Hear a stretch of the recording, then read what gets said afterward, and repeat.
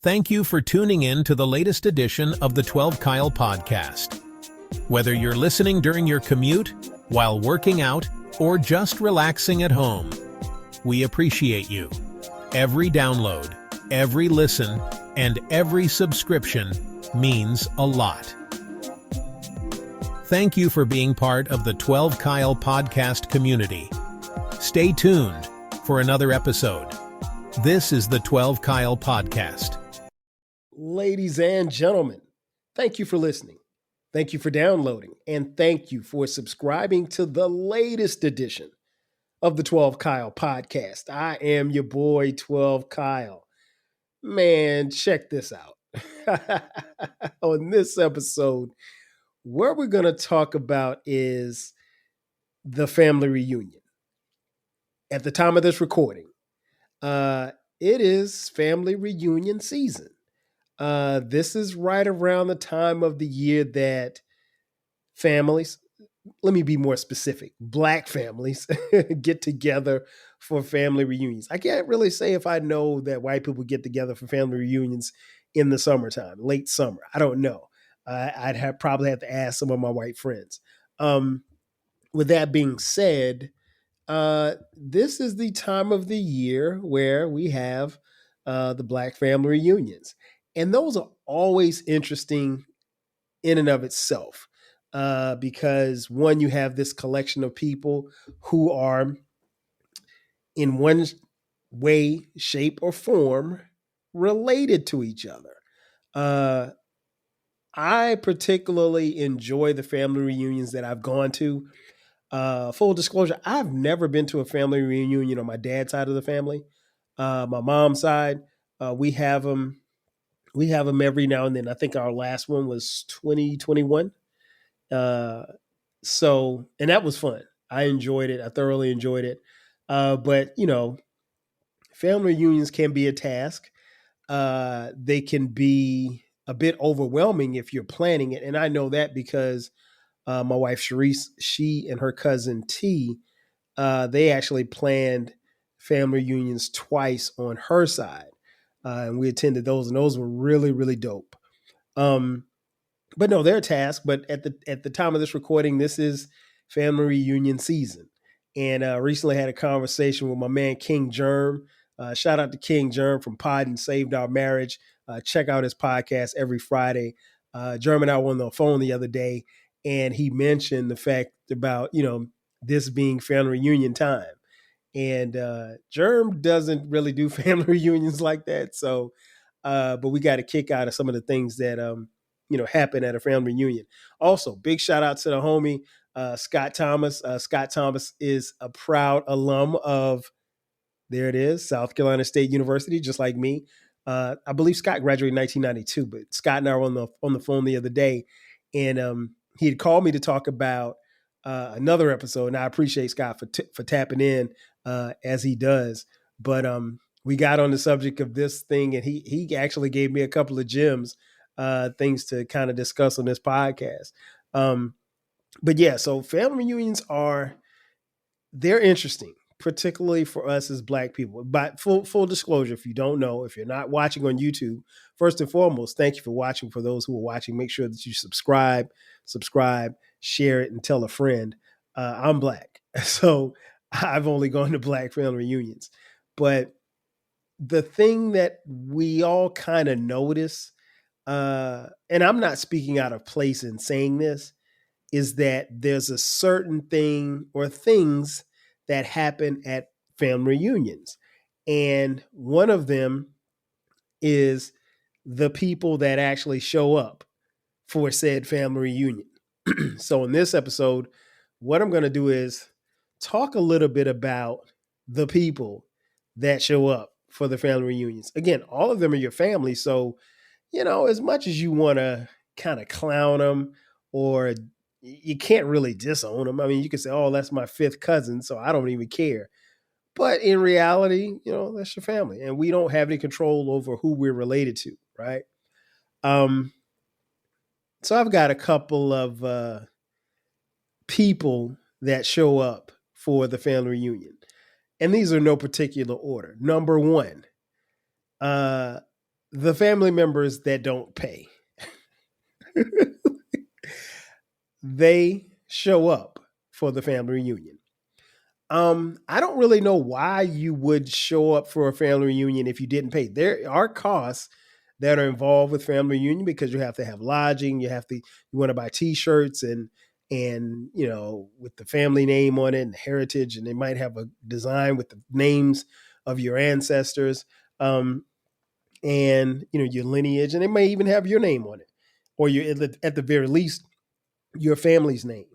Um, and so there's some cost involved. So each family or family members have to pay a certain amount of money to come to the family reunion. Well, there's always the cousins that don't pay and they show up anyway. Uh, and some never get asked to pay. And then others are like, hey, if you're going to put in on this, because here's the thing, when you're at the family reunion, you're going to eat and you're going to drink. And all of that's included in the package for what you pay for the family reunion. So it ain't free and it ain't cheap.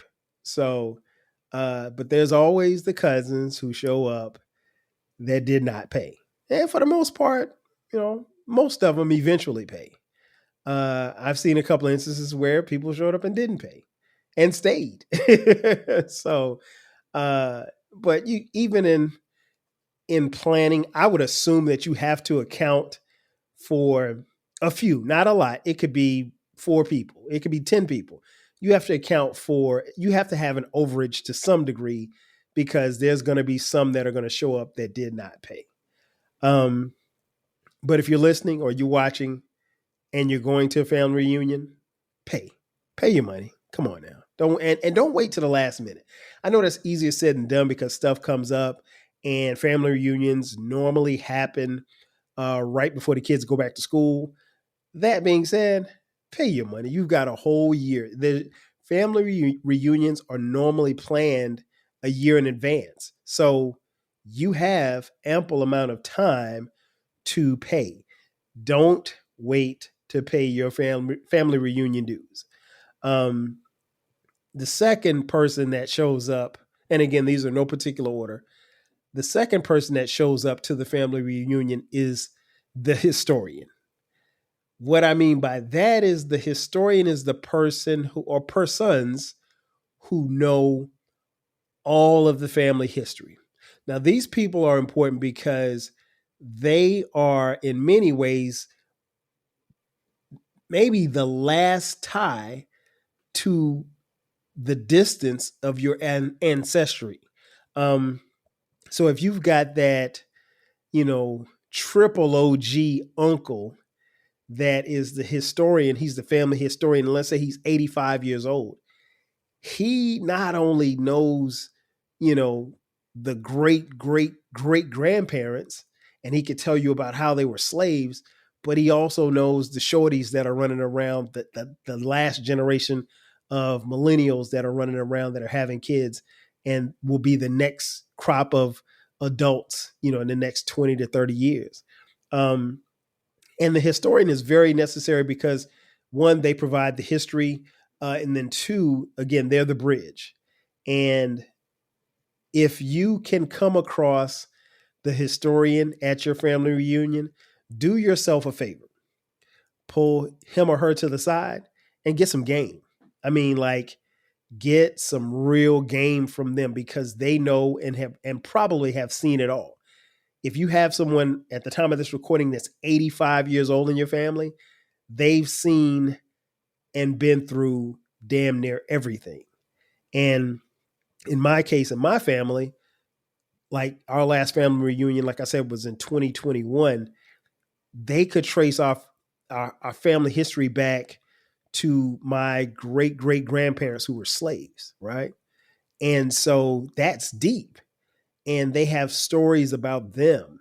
And you can't, as these people are elders, if you will, if they transition, or when they transition, should I say,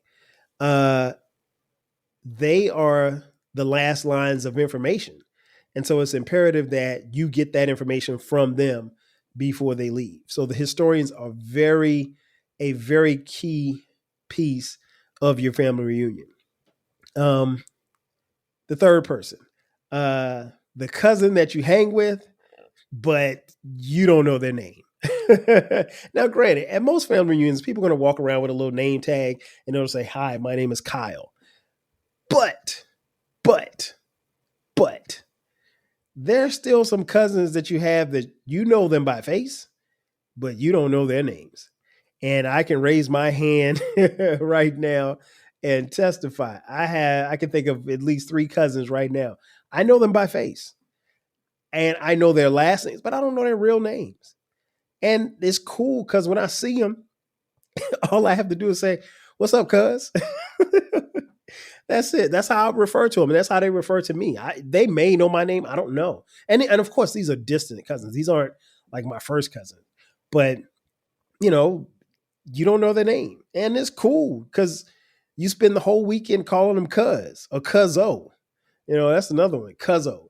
You just call them cuz or cuzzo, and that's it. And you don't have to say their names. And you're in a space where you really don't. I mean, unless I'm introducing them to my wife or my kids, I don't have to say their names. And even then, I may not have to say their names. I might be like, "Hey, this is your cousin." And then he might say, "Hey, I'm Ronnie." And I'm like, "Oh, his name is Ronnie," like that. But yeah, there are cousins that come to the family reunion that you don't know their names. And it's cool. You just call them cuz. That's it. Number 4. And these people should be talked about more often. And Scott and I were talking about it. The creepy uncle. In almost every family, in almost every Black family reunion, there's the creepy uncle. He's the uncle that comes up and he says stuff like, "Girl, look at you. I remember when I used to change your diapers. How old are you now? 30? Oh man, girl, you look good." No, no, no, no, no, no, no, no. No, go sit down, old timer. That's not cool. That's not cool because it's giving off, creepy uncle vibes. You're the creepy uncle. If she's 30 years old, she doesn't need to be reminded that you changed her diapers at 30. And you're looking at her like, if you weren't at this family reunion, you would try to holler at her. And then some may. And that's crazy because no, it's not okay. And that goes down a whole nother road that we don't even want to talk about, but should be discussed. But yeah, there's quite a few creepy uncles that make comments like that. They're at the family reunion. Now, I will say this much. They weren't at my family reunions, but I do know that they exist. Number 5, the cousin that gets high all the time. And when they come through, they got the best weed that you ever want to be around. Now, full disclosure, I don't smoke. I've never smoked weed before in my life, but I don't mind being around weed heads. And I've been around mad weed heads in my life. And weed heads, when they're really, really high, are some of the funniest people ever. And they tell some of the best stories ever. And they tell some of the best jokes ever. And so that's why I enjoy being around left-hand cigarette smokers. But your cousin that gets high all the time, that's probably got the best weed, they're at the family reunion. And you know what? The more that I think about it, that's probably King Germ. King Germ is probably that cousin who gets high and has the best weed because we know King Germ smokes, right? And he probably has like the greatest of weeds. So yeah, he's probably got good reefer. Shout out to King Germ. The next person, number 6, the aunt and uncle who do nothing but argue all the time at the family reunion. Listen, these people exist. Again, I'm not going to say that they existed in my family, but I've seen them before. And they may or may not have been at my family reunion. This season, Instacart has your back to school, As in, they've got your back-to-school lunch favorites like snack packs and fresh fruit. And they've got your back-to-school supplies like backpacks, binders, and pencils. And they've got your back when your kid casually tells you they have a huge school project due tomorrow. Let's face it, we were all that kid. So first call your parents to say, "I'm sorry," and then download the Instacart app to get delivery in as fast as 30 minutes all school year long. Get a $0 delivery fee for your first 3 orders while supplies last. Minimum $10 per order. Additional terms apply. Yeah. I mean, like the old couple that literally gets out of the car and they're arguing as they arrive at the venue for the family reunion. They're getting at the hotel and they get out of the car, slamming doors, cussing at each other. And you're like, what are we witnessing here? Like, who are these people? And that's who they are. Again, they're family, so you can't disown them, but they're at the family reunion. That aunt and uncle who show up, and again, the whole time that they're there, they're arguing. They're arguing about the food. They're arguing about where they're going to stay. They're arguing about size T-shirts.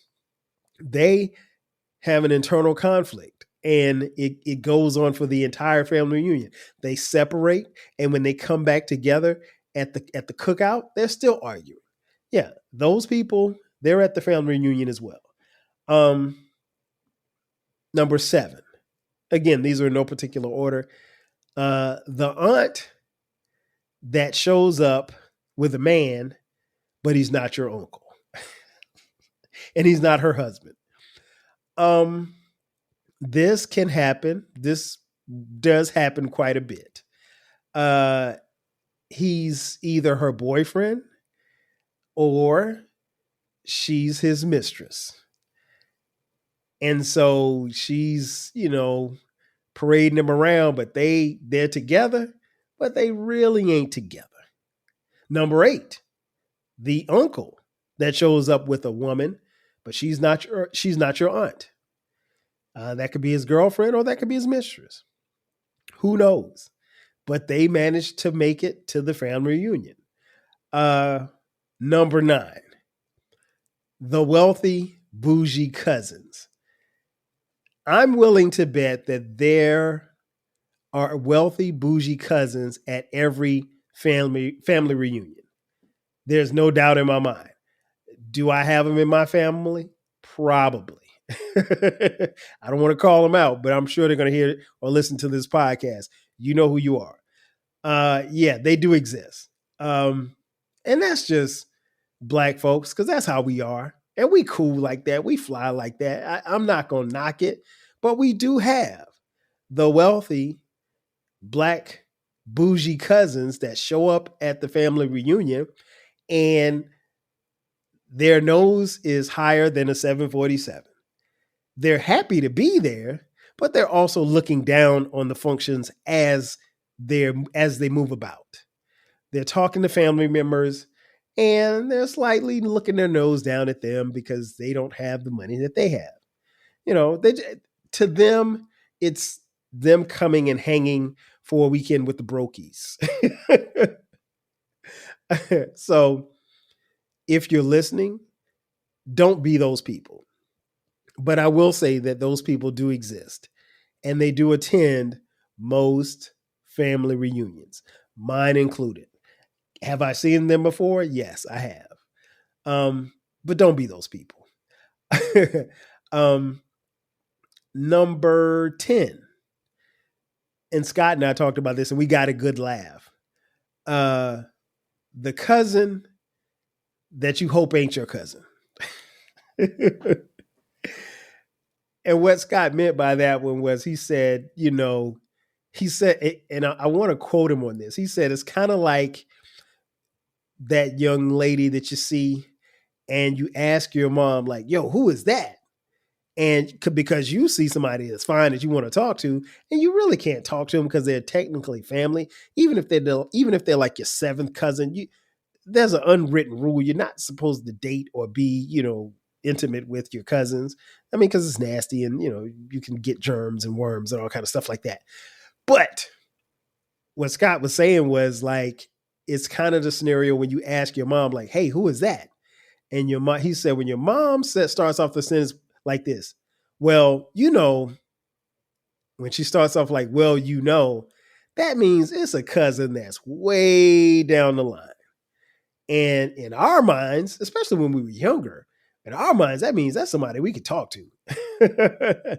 So that's the cousin that you hope really ain't your cousin. They show up at the family reunions. Number 11, the complex family members show up at the family reunion. What I mean by that is those are the family members who, because here's the thing, on Sundays, there's a Sunday service that we all try to attend as a family for family reunion. Those are the cousins that have, from Friday to Sunday morning, have been drinking, cussing, smoking weed, getting drunk, doing all kinds of stuff. And then Sunday, they are in the pulpit or they're in the choir singing or preaching. And you're like, wait a minute, I just saw you smoking weed yesterday. Why are you up there catching the Holy Ghost? You ain't Esther from Sanford and Son. So that type of thing. Those are the complex family members. I'm willing to bet that they are at most family reunions. So that's that. And last but not least, number 12, the gossipers. There are gossipers at every single family reunion. And how do I know? Because normally the family reunion gossip gets out and gets spread out, and it's normally done by those who run their mouths all the time. And you're going to have that at any family. I don't care who you are. I don't care, especially if you have a big family reunion. There's going to be people that are going to be talking about each other in the family and spreading gossip before you even leave the family reunion. And now, given the fact that there's social media, you can put it out at the push of a button. So the gossipers, hopefully they're not a lot at your family reunion, but I'm willing to bet they're more than a few. Don't let them be you. That's what I say. But they are definitely at the family reunion. So, just try not to be those people. Last but not least, you gotta play music at the family reunion. Now, here's the thing. If you hire a DJ, the DJ can't be whack, and the DJ's got to play some staples for the family reunion. When you ask what are the staples? Here's just a few. You got to play September by Earth, Wind, and Fire. Listen, that song is a forever jam, and it's something that'll get the younger folks moving. It's definitely going to get the old school cats moving, and everybody's going to get up and dance a little bit. Another one, Before I Let Go, Frankie Beverly and Maze. No disrespect to Beyonce, but Beyonce's version of Frankie Beverly's Before I Let Go doesn't get played at the family reunion. The original does. You can't play Beyonce's version because the original obviously is the better version, even though I like Beyonce's version. But no, that's got to get played. That gets played at every Black family reunion. I don't care where you are. And if you play that, you got to play Outstanding by the Gap Band. Come on, man. That's still my joint. That's still my joint. What else? Oh, Summer Breeze by Kool and the Gang. Definitely gets a lot of play at the family reunion. Another one that symbolizes the times, Good Times by Chick. Listen, there ain't no family reunion without that song. Let me see. Let me give you two more. These two are obvious. If you're at any family reunion, We Are Family by Sister Sledge has to be played. That's a given. There's no ifs, ands, or buts about it. That song will definitely get played. And last but not least, it could be number one at the top of anyone's list. Family Reunion by the OJs. That song is forever played at every family reunion. It is very apropos. I'm sure they made that with the idea of this song will stand the test of time, because it truly has. And, never get tired of hearing it. I mean, you can't beat the OJs. Now, what becomes interesting is when you play these songs at a party or a cookout or what have you, there's going to come a point in time where the young folks, they're tired of hearing these songs. They don't want to hear these songs. They want to hear some songs where they can get up and dance to and jump around and bump into each other. So the DJ is going to have to play the latest Megan Thee Stallion song or the latest Beyonce song or the latest bop. The problem is it's got to be the clean version. It's got to be the clean version. If you're not playing the clean version, you got to get out of here, DJ. And then, of course, you got to play the line dance songs, the wobble, the electric slide. I told you I don't wobble and I don't electric slide. And any other line dances you can think of. Cha-cha slide, the boogaloo slide, the shrimp slide. I don't know. You know what I'm talking about. But overall, in conclusion, family reunions are dope. They're a chance to, bring the older generation and have them mingle and, be honored and saluted and loved on, because that's what's necessary. But it's also a chance to take the younger generation, put them in the front and let them understand what their history is. Because here's the thing, if you live in this world, particularly in this country, you will see that there are people who are trying to remove your history from you.